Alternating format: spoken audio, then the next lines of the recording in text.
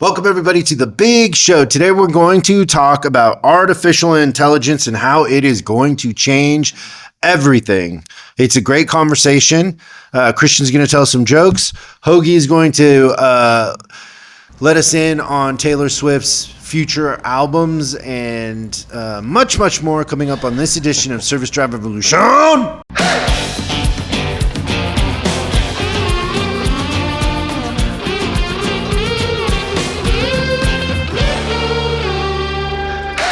Things in Oklahoma, Hoagie. Going pretty good.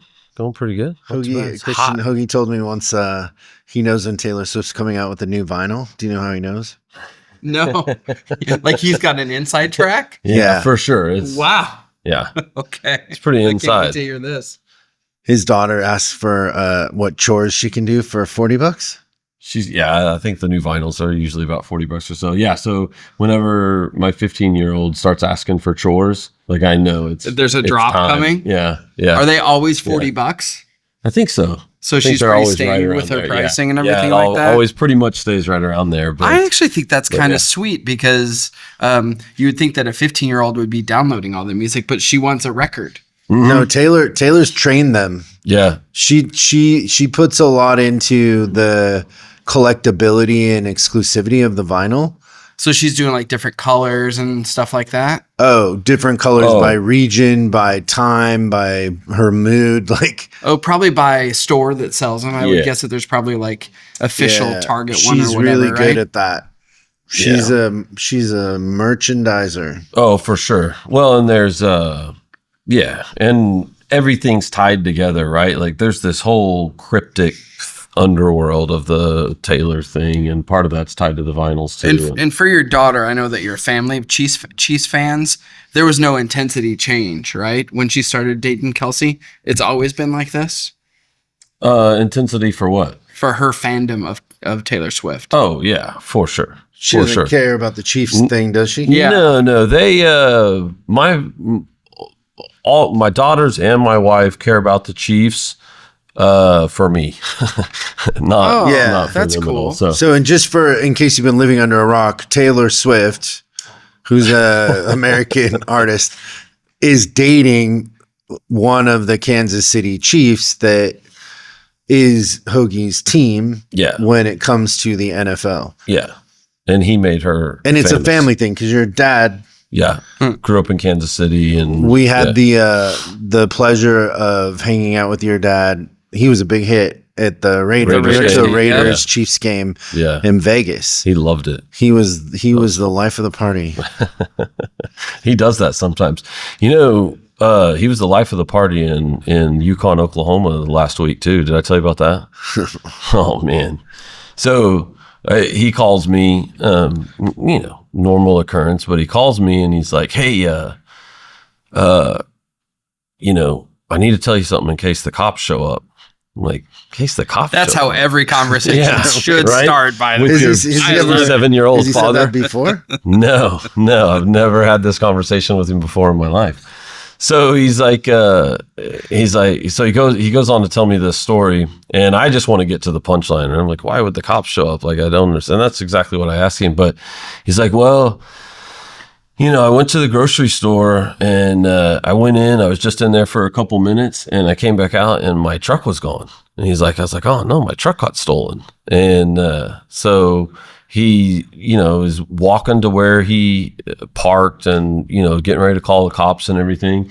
And he looks out like way across this big parking lot, and he sees his truck in the ditch, and so he starts walking down there. And there's this guy who's like, "Hey, is this your truck?" And he's like, yeah. And he's still thinking somebody stole it and like they didn't get away or something, and just like bailed out because the door's open and it's sitting funny in this ditch. It's a F-150. It's a black It's important F-150 in Oklahoma. What side you fall on? Okay, so your dad's a Ford guy. Yeah, we just found that out.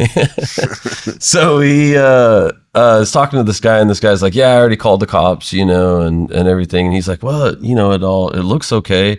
And the guy's like, yeah, it's the craziest thing. He's like, you wouldn't believe it if I told you, but see, way up there by the grocery store, it came rolling out of the parking lot, and it went perfectly in between all the cars down the aisle and rolled through this ditch across a 4-lane busy road in the city, went across the other side and up the ditch, and then back across traffic stopping on both sides, and back down in the ditch, and then stayed there. And he's like, and it's been here for a couple minutes. I already called the cops.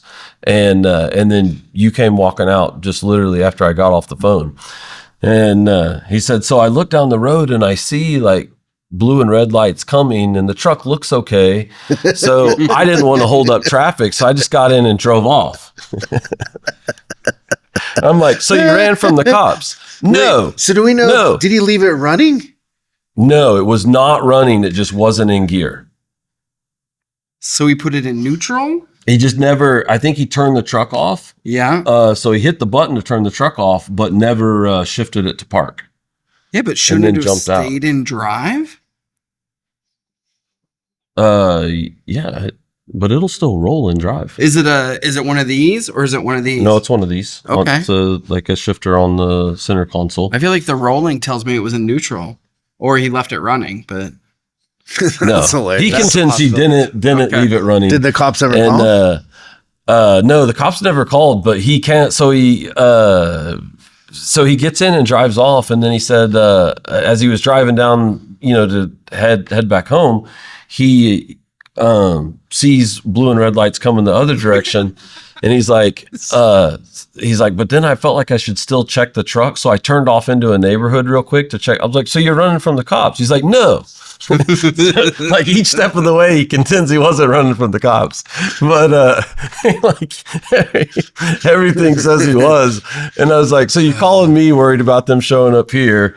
You got in and left before they got there, and then you saw another one coming and you ducked off in a neighborhood. He's like, no. So yeah, that was. You could have like the next day. You could have been like, okay, so they called. It's Detective. You write this down, Dad. Detective Dennis. Blah blah blah. Whatever. And you go turn yourself in. I told him you'll be there by 10. Yeah. I'll bail you out. Don't worry. In the olden days, pre caller ID, you could have had a lot of fun with that. What would he get? A ticket? I don't even know what I mean. I just feel He like didn't break a law. no. I feel like that's. I'm sure there's some one sort of of those ticket for things. not putting your brake on or something. Yeah. Aren't you supposed to put your parking brake on? I think you're supposed to. Do you put your something parking like brake on? that. I don't know. I don't. I think once you get to a certain age, they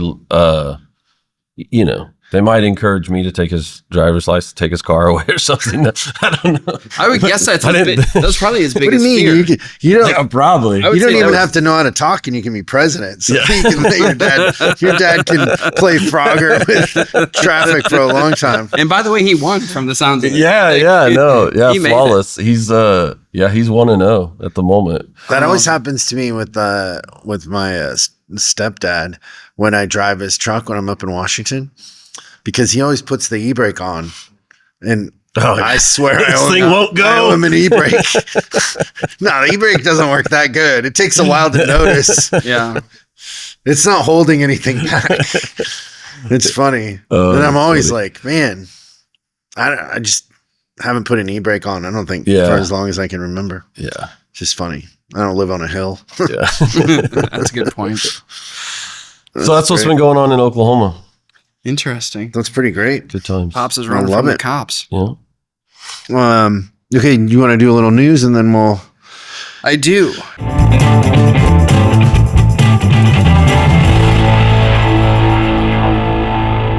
So, a couple of things in the news that really kind of worried me. One is something that Chris and I got to witness kind of firsthand, but there was an article out of Reuters, and they were talking about the fact that car insurance has gone up just astronomically. And the belief is that in some segments of vehicle types. So the highest was mid-size cars, which makes sense because that's what Alex had. But mid-size cars make up 25%. The insurance cost makes up 25% of the overall cost of a vehicle on an annual basis. So let's say that you have a $10,000 car, your insurance is $2,500. If you have a $20,000 car, your insurance is $5,000. And people can say, no, that's not true. I don't pay anything. One is I know for sure. I thought it was because I moved to LA. My insurance rates are way higher than I thought they would be. But we have someone in our office that bought a car. She's a new driver. And all kidding aside, her cost of insurance for a year was almost as much as the car. And it's affecting people's ability to buy a vehicle because they can't afford the insurance too. But the worst thing is that not everybody before they buy a vehicle calls to figure out how much the insurance is going to be. So they just assume whatever car they've got that the insurance is going to be the same. That is not the case anymore. So it's a little more of a cautionary tale. So like, interest rates are going up. The price of cars has gone up a lot. Now the price of insurance is going up. And then the backside of that is that I don't know that there's a really good reason for why insurance rates are so high. I don't know if it makes sense. I mean, I guess the average cost of a car went up after, COVID, right? Yeah. But it feels like to me like insurance is more than doubled. Like it doesn't seem like. Yeah, I don't understand it either. Yeah, the price of the cars hasn't doubled, but the insurance definitely. It's interesting on the Tesla. Guess who? Well, you know this. Who you get your insurance from when you buy a Tesla? I know. Tesla. That's right. Yeah. And it was also super reasonable. Yeah. Compared to what I have now, because I have Progressive now. But what you're kind of insinuating is that a lot of times barrier to purchasing a car is the insurance.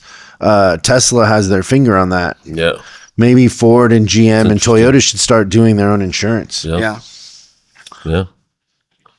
There is economies of scales with that, right? Because you own the parts department and you could incentivize dealerships to have body shops. Oh, like it could be a profit center for you and you could compete in the marketplace. So instead of going to Geico, somebody gets a Corolla and you're like, hey, do you want us to add in insurance for another whatever a month? And it's just part of your payment. Yeah. And it's just got to be done at the body shop that you own, right? Basically. Yeah. Like you just control the input and the output, right? That's the other really interesting thing to me about insurance rates is that when you look at body shop and what the insurance companies pay the body shops, their payout per hour on the labor is not much different than it was 15 years ago. Yeah. If you look at a body shop estimate now, it's still like it's a paltry dollar amount. Yeah. Like I think that in like 2008, 2009, when I first started seeing body shop estimates, I would say that the one I was working with in Chicago, their rate was like $45 an hour. I rarely see one now that's over like 55. So we're talking about a pretty minuscule increase for them to have they probably have tripled or quadrupled their rate since then. Because I remember times where your insurance was like $50 or $60 a month. Isn't it funny that nobody but Tesla's done that?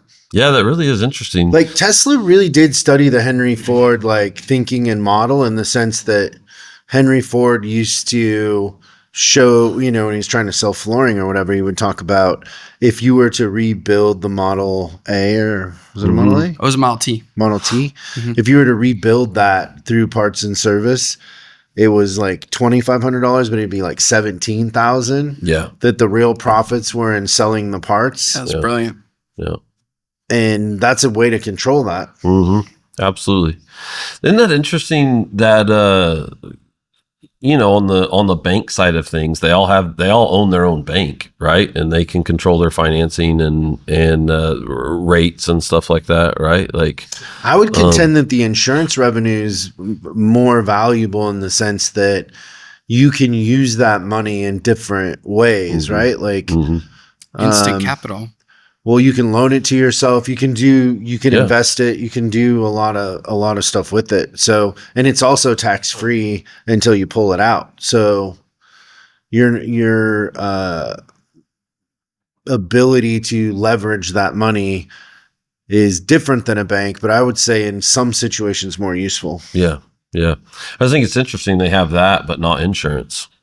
It's that's interesting.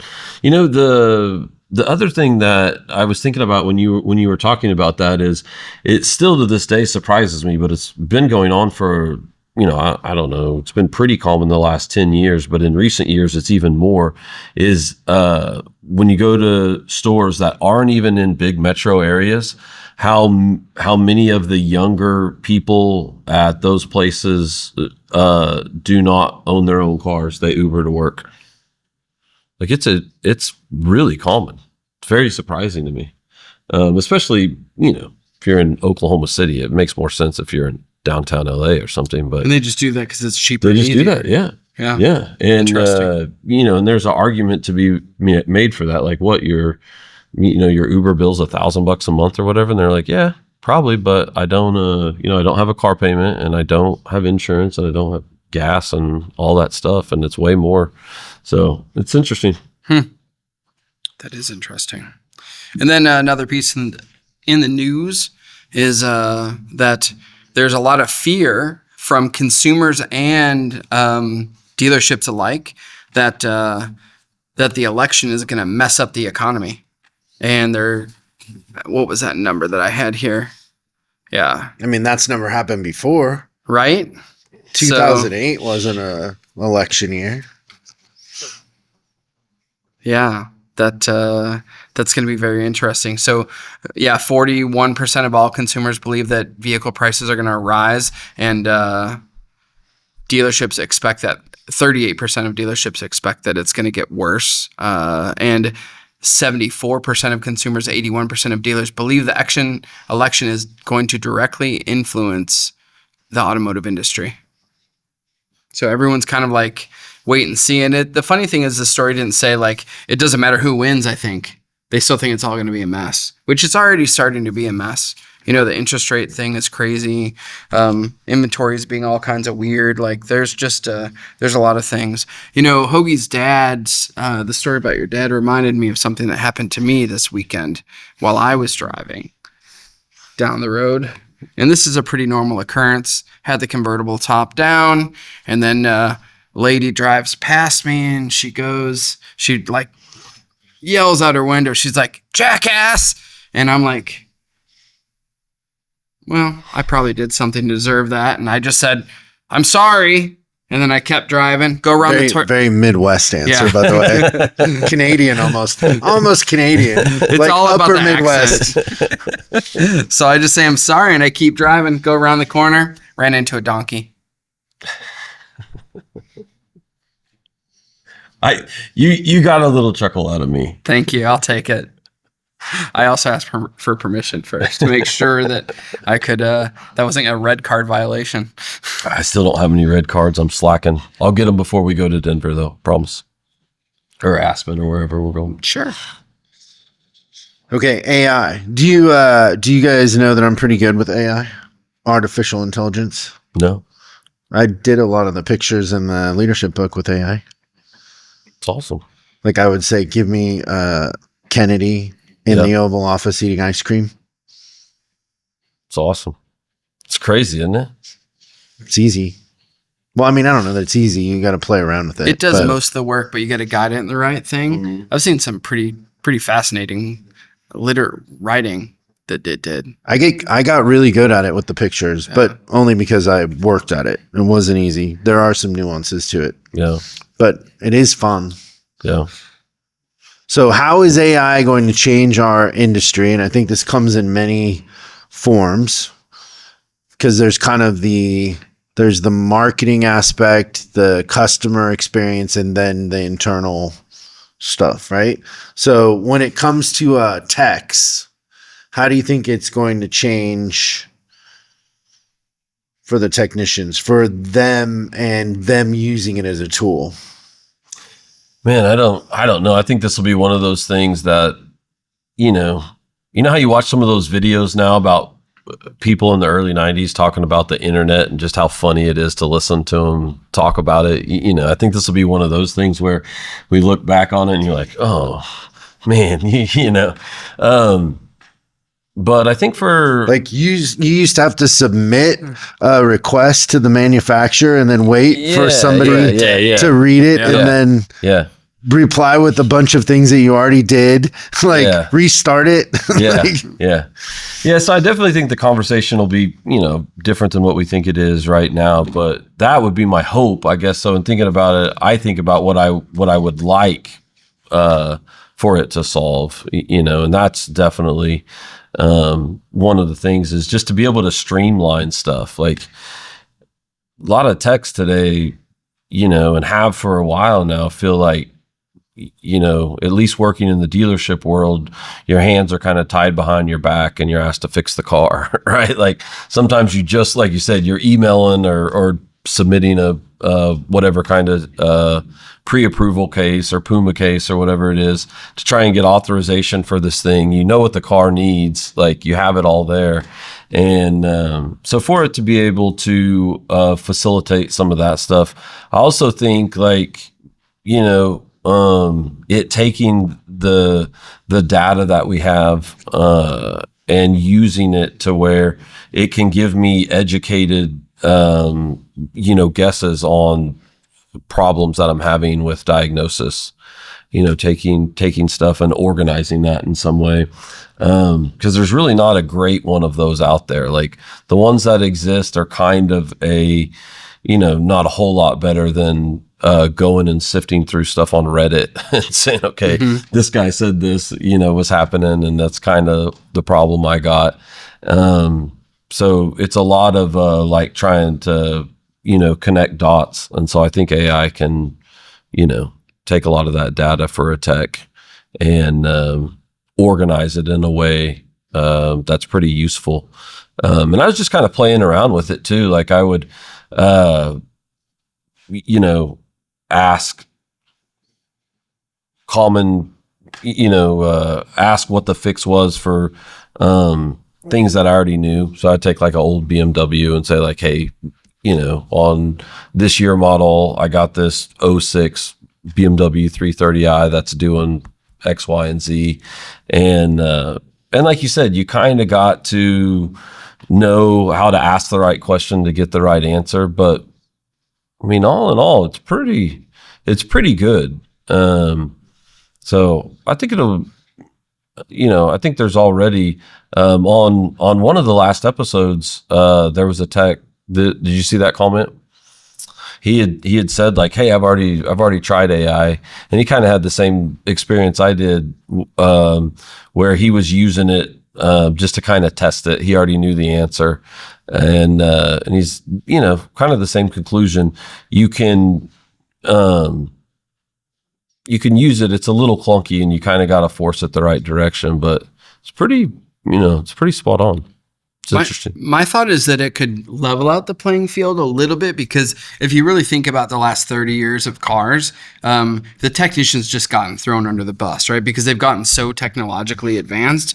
At least there's something where the technology actually is going to work for the techs as opposed to working against them, because they, so much has to do with the computers and everything like that. I think that it's got to develop a little bit more based on what, you kind of found and everything. But I think there's a world where it's going to level the playing field. And I think that reduction of diagnosis time and then, troubleshooting and doing like the old fashioned steps 1 through 5, man, if you could get to that thing without going through 5 steps, that's efficiency. You could contend that there is a world where they're more just replacing parts. They're not really. Yeah, absolutely. Cause I kind of feel that like that when somebody comes out to work on the Tesla, there's no way that kid. He didn't go to UTI. He's not sitting through 5 years. He's in a polo shirt and khakis, and he replaces the actuator with 2. There just aren't that many parts. On it, Yeah. That's definitely. And I think if it was like, let's say the Tesla needed an engine, they'd probably say you got to bring it in. Right? Yeah, they're triaging. Yeah, but they're like, oh, a window regulator, big deal, go do it. Yeah, but they're just replacing a part. There isn't a lot of diagnosis or odd anomalies like there used to be, right? Yeah. No, that's definitely true in that world. So then does that mean that the technician is a different type of person? Like, is it a different role? Well, the way you described it was it's a lower skill set. I think there'd be an ability to have more I technicians. just think the at cars that are skill level. designed that way now, aren't they? There's just less. Everything is monitored and like. Yeah, I think. I mean, when I started writing service, there would be people that came in for a runnability issue. There were no codes. Mhm. It took a real technician to know the vehicle, right? And then two, like through a process of elimination. And then we started having lights and then say, oh, it's the O2 sensor. They would replace the O2 sensor. The light went off. But a lot of times the customer wasn't bringing in the car because of a runnability issue. They're bringing in because the light was on. They didn't even notice the runnability issue. You know what I mean? Yeah. And so it just over time, it's less and less the process of elimination. And it's like, here's the plan, do this, replace this part. Yeah. I think it's. I think we're getting closer to that now, and vehicles are getting more modular and things like that, where, and they're all. It's already getting.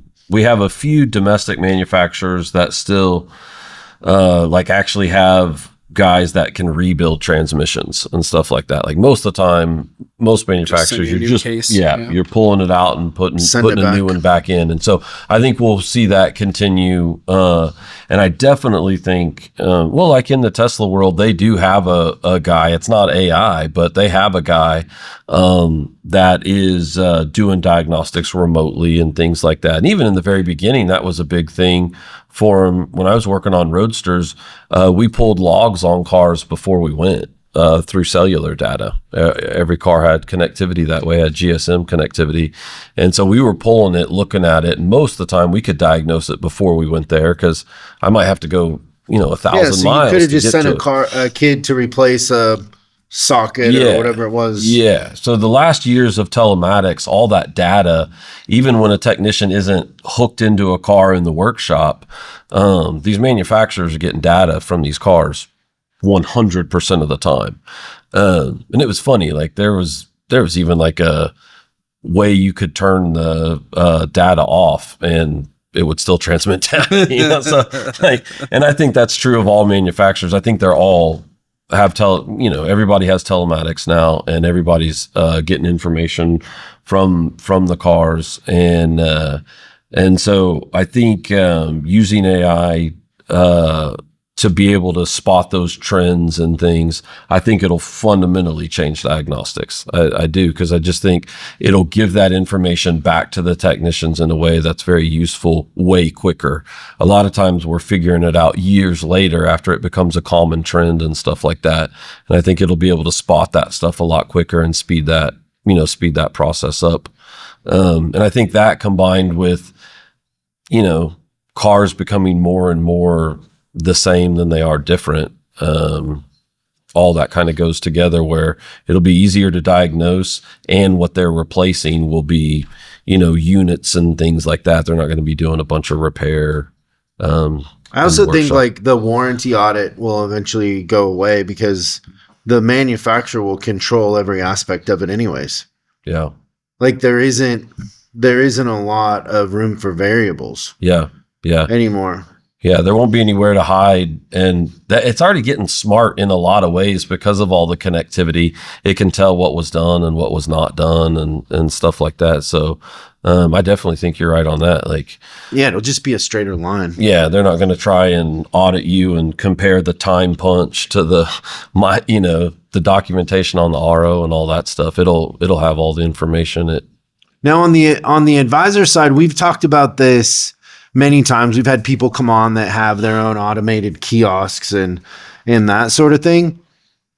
And I think that one of the things that is missed by a lot of service managers is the idea that you really have no way to implement any sort of plan or strategy if your advisors aren't consistent. Like if they discount and they don't follow a pricing strategy, or they don't use the right op codes and charge the right amount, your gross, your ELR, all of that is going to be wildly off or variable.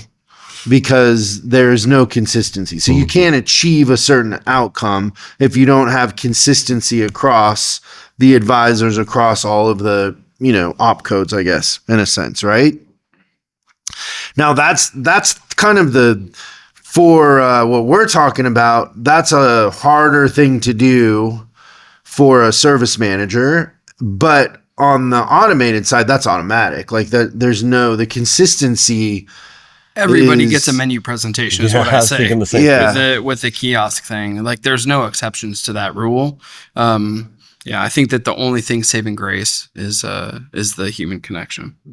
And so where the idea of having an advisor becomes a huge disadvantage is not just in that inconsistency, but in AI's ability to serve things up in different ways and test. Because an advisor is struggling just to be consistent. If you told an advisor, like, hey, I want you to present this 25 times this way and 25 times that way, your data is, I've tried this before. Your data is okay, but it's not as good as the data in something that is learning in a sense, right? They completely take the emotion out of, oh, well, they were in a hurry or they didn't have time or whatever. It's just a step in the process, like how it's going to happen. And so then the next part of that is the variable pricing. And have you heard what the fast food chains here in California have done with, so our governor decided to start a union for any employees of food chains that had more than 100 locations or something. Yeah, I think so. I don't know. Whatever. He wants them all to make $22 an hour. And there's so many weird things to that is so odd, but, just like with anything, what do the fast food chains do? Well, they just lay off people and go to automation. So now they have this automation that not only can you do like at McDonald's, you can order through a kiosk or through a screen, but the pricing varies on the demand. That's insane. So your number 2 at McDonald's could be, I don't know what a number 2 at McDonald's is, $7, and during the rush time it could be $8. And during a time where people aren't coming in and the drive-thru's slow, it could be $3.50. And so your ability to vary pricing, and think about like people in fast food kind of generally have an idea of what a hamburger is because they eat fast food a lot, right? Like I don't eat fast food, but I'm trying to think of something that I do a lot that I know the price of. But you would know the price if you went to McDonald's twice a week. Yeah. Right? Yeah. Changing that price on them is more upsetting. People have no clue what a water pump cost on a Corolla. Right. Because they bought 2 in their life. In fact, we saw this in the years after COVID as people went from $89 to $150 like overnight, and they just made more in sales. Nothing happened, right? Because people they need a water pump. Like it is what it is, right? So that variability has more leverage in our industry than it does in fast food. Sure. So just think about if you had kiosks that presented, they had AI that knew the model, knew the mileage, could even go back and look at driving habits in a sense, like, hey, the car was purchased here and they're putting, 20,000 miles on it a year. They must be driving more. And then it presented a thing that's like, oh, you're a driver and you're putting a lot of miles on your car. You should consider, and it could do it in a way that was friendly.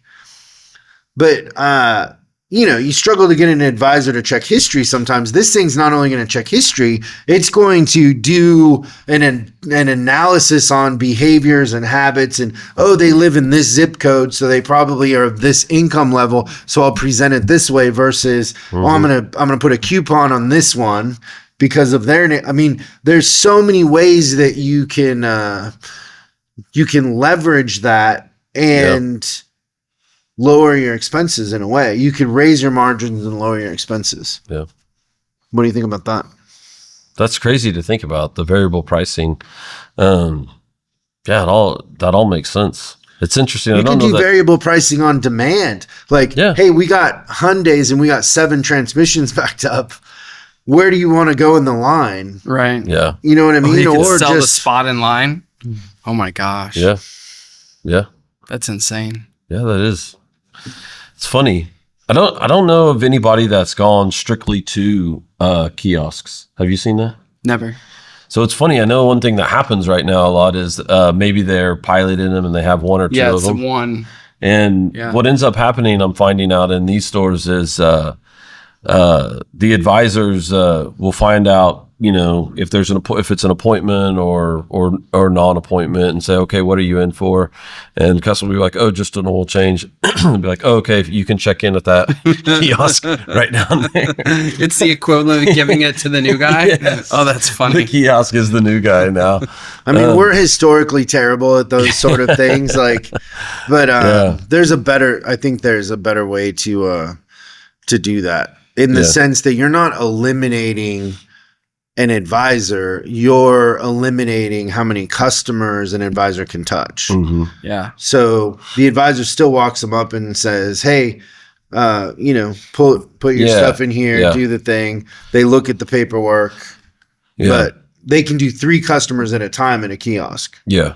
Yeah. Yeah. And I think that makes a lot of sense. And that kind of reminds me of, some of the better airlines, when you go to the check baggage. So there's the kiosk there, and there's one lady. If you need an oil change, you can go to a kiosk. Yeah, and that exactly happens. Even when they tell the customer they can go to the kiosk, the advisors are like, we have to help them with it anyway, right? And so I think that's happening. You know what really pissed me off over the 4th of July? Missy thought this was the funniest thing. Couldn't get your cup holder installed? That wasn't funny to him. Sorry. I'm not doing that. Okay. He's making fun of me because I didn't want to install a cup holder on my jet ski. That requires me taking the panels off, having a template, drilling while it's all in the water, by the way. What could go wrong? Yeah. So I'm not going to pull it out for that.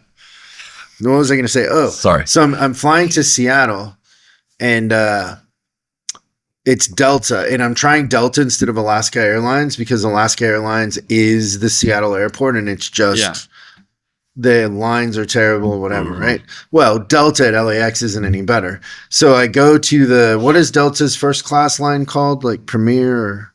Oh my gosh. Why do I know? There's Diamond Medallion, and it's just Diamond.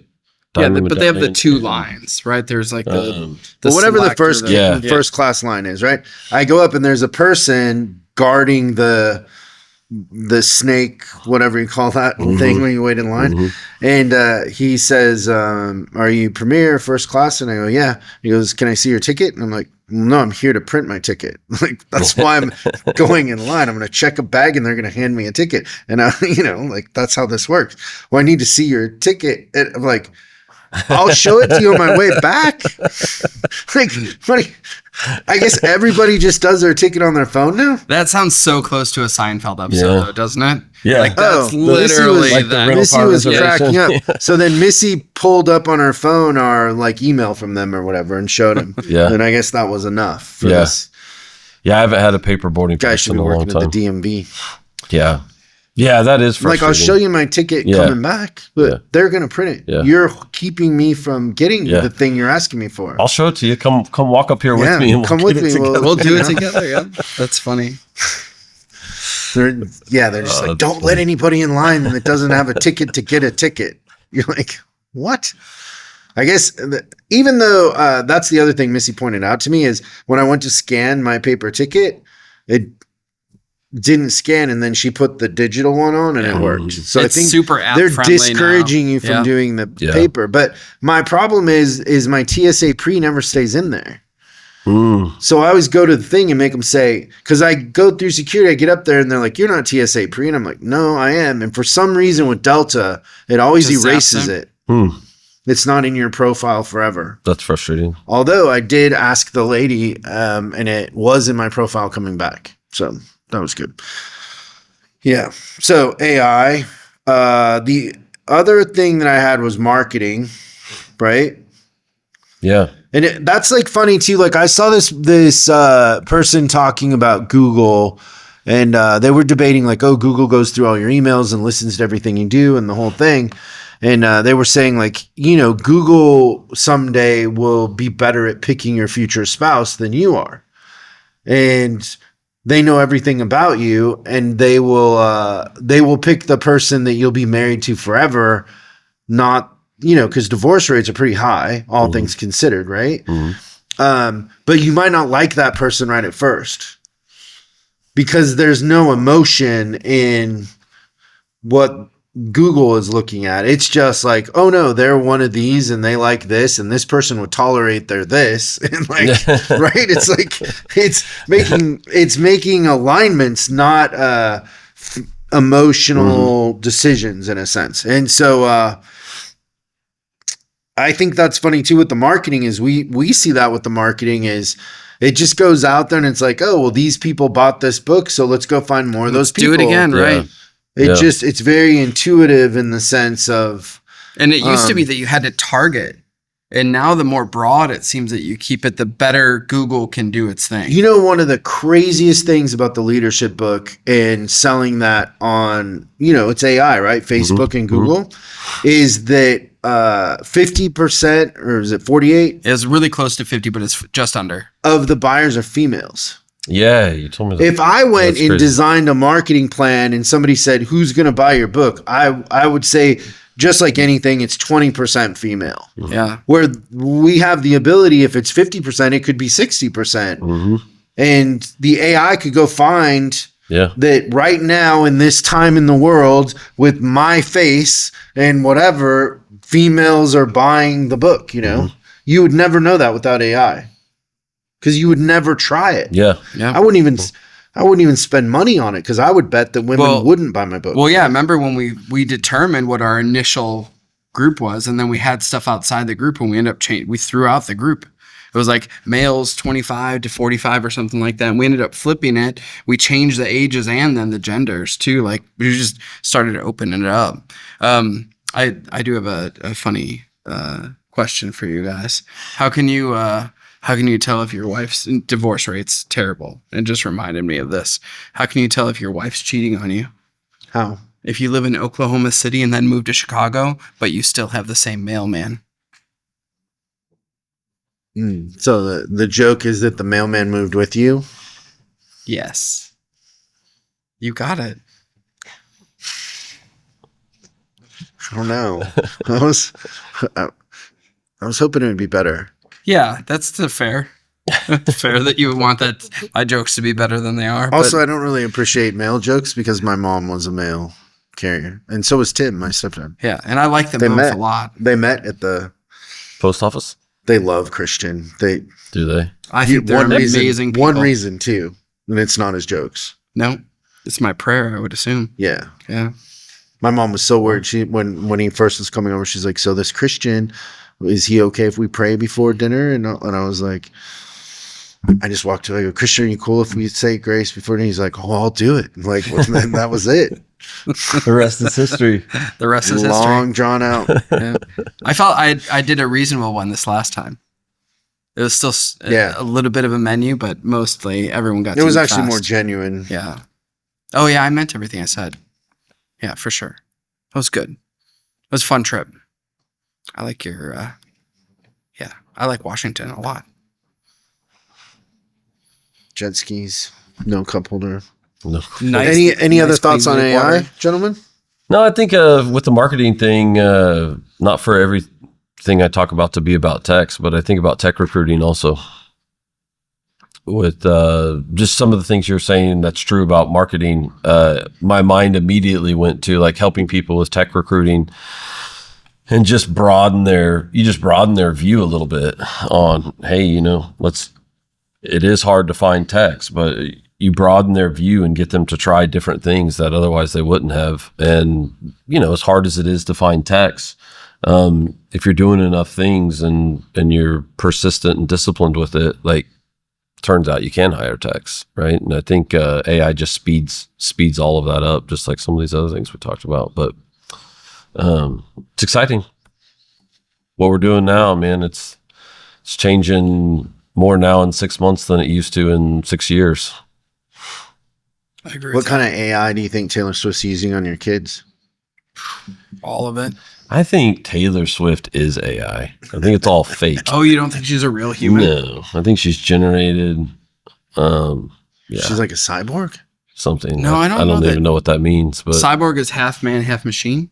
yeah, maybe. No, I think she's more. What do they call those? Synthetic. She's a synthetic human. What's that? What's the difference between Where that and she's cyber? there's nothing human. Like you break Oh, her open she's and all- it's all. just a Tesla robot? That's it. I don't know.